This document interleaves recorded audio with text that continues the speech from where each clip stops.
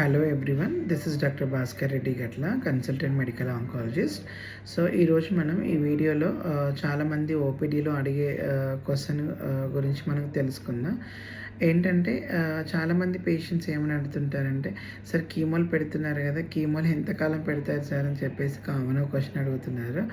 So duration of chemotherapy అనేది it depends on the type of cancer, stage of the cancer, patient general condition and the chemotherapy regimen used అండి.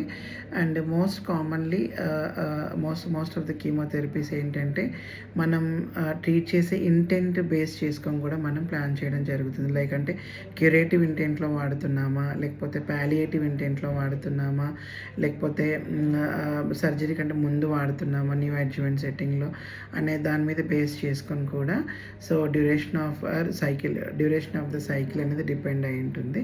So total duration of chemotherapy వచ్చేసి number of chemotherapy cycles మనం plan చేసేది into duration of each cycle మీద depend అయి ఉంటుంది.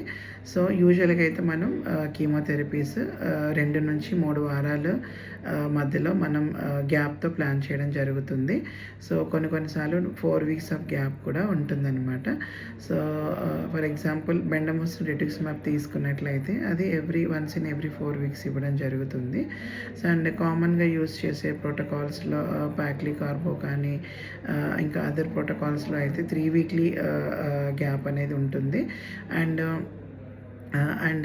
ఫాల్ఫాక్స్ కానీ ఇలాంటి రెజిమెంట్స్లో అయితే 2 weeks.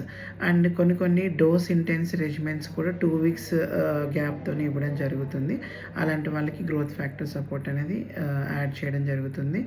So duration of chemotherapy and వాటి గురించి కావాల్సిన అడిషనల్ ఇన్ఫర్మేషన్ గురించి తెలుసుకోవాలనుకుంటే so kindly DM me and kindly share, like and share the video and thank you.